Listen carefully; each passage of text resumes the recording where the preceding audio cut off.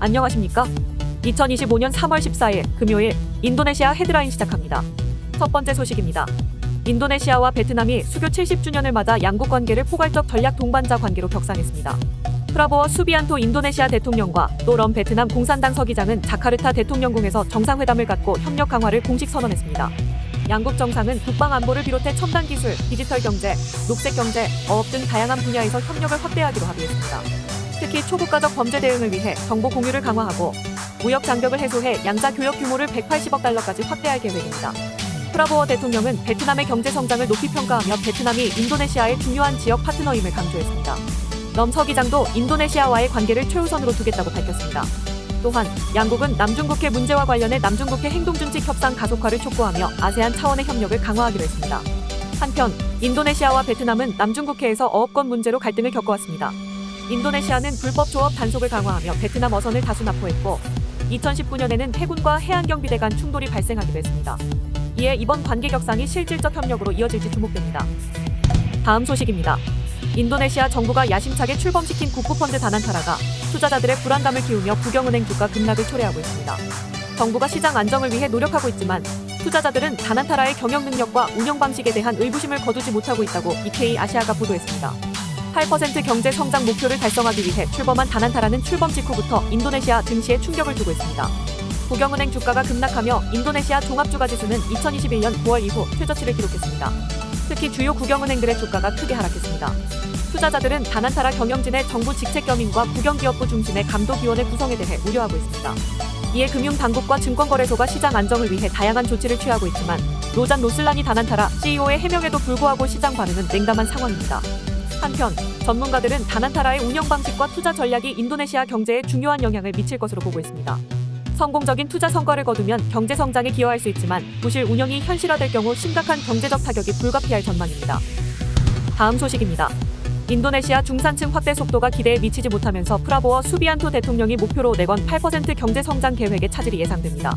정부는 2029년까지 인구의 20%를 중산층으로 끌어올릴 계획이지만 기존 목표였던 38%와 큰 차이를 보이며 중산층 확장이 더딘 것이 현실로 드러났습니다. 전문가들은 생산성 정체와 공식 일자리 부족이 주요 원인이라고 지적하며 중산층 확대를 위해서는 산업 부문의 성장이 필수적이라고 강조합니다. 하지만 제조업의 GDP 비중은 2001년 29%에서 2024년 19%로 감소했고 노동 집약적 산업의 부진으로 수만 명의 근로자가 해고됐습니다. 소비재 산업 성장률도 과거 두 자릿수 증가율을 기록하던 시기와 비교하면 크게 둔화된 상태입니다. 프라보워 정부는 다운스트림 산업을 핵심 성장 전략으로 내세우고 있지만 전문가들은 이 방식이 중산층 확대에는 효과적이지 않다고 평가하고 있습니다. 공급망 확대 효과가 제한적인 데다 관련 산업이 충분한 일자리 창출과 임금 상승을 견인하지 못하고 있기 때문입니다. 한편 경제 전문가들은 민간 부문 활성화 없이는 경제 성장도 중산층 확대도 어려울 것이라고 경고합니다. 이어 기업 환경 개선과 산업 경쟁력 강화를 위한 적극적인 정책이 없으면 정부의 성장 목표 달성은 쉽지 않을 전망이라고 전했습니다. 다음 소식입니다. 인도네시아 정부가 무상급식 사업에 막대한 예산을 투입하면서 동시에 대규모 지출 구조 조정을 단행하고 있습니다. 하지만 여전히 부족한 재정을 보완하기 위해 광산업 수수료 인상을 검토하고 있다고 안타라 통신이 보도했습니다. 에너지 광물자원부가 공개한 공정회 자료에 따르면 정부는 석탄, 니켈, 구리, 주석, 금, 은 등 주요 광물 채굴 회사에 부과하는 수수료를 인상하는 방안을 논의 중입니다. 예를 들어 현재 니켈 광석 가격의 10%를 수수료로 내는 광산업체들은 향후 14%에서 19%를 부담해야 할 가능성이 있습니다. 구리 수수료율도 현행 5%에서 최대 17%까지 인상될 수 있으며 재련 제품에도 추가 세금이 부과될 전망입니다. 수수료 인상은 정부 수익을 증가시킬 수 있지만 인도네시아 광산업과 정제련 산업에는 부담이 될 것으로 보입니다. 시티그룹의 애널리스트는 광산업 수수료가 오르면 이윤이 줄고 결국 공급도 감소할 수 있다며 우려를 표했습니다. 한편 프라보워 수비안토 대통령은 올해부터 무상급식 사업을 시작했습니다. 정부는 2029년까지 약 9천만 명을 지원할 계획이며 예상은 280억 달러에 달합니다. 이를 위해 정부는 인프라 건설과 교육 예산을 대폭 삭감했으며 이로 인해 대학생들을 중심으로 대규모 시위가 확산하는 등 반발이 커지고 있습니다. 다음 소식입니다. 함유 가격이 공급 부족으로 급등하며 과거처럼 저렴한 가격을 유지하기 어려워졌다고 로이터 통신이 보도했습니다. 함유는 인도네시아와 말레이시아가 전 세계 생산량의 80%를 공급하며 식용유뿐만 아니라 화장품, 세제 등 다양한 산업에서 사용됩니다. 하지만 환경보호 정책으로 대규모 농장 확장이 제한되고 기존 팜나무 생산성이 떨어지면서 공급 증가율이 둔화했습니다. 5년 전 톤당 2,000 말레이시아 링깃이던 가격은 지난해 말 5,000 링깃까지 치솟았으며 현재도 4,500 링깃 이상을 유지하고 있습니다.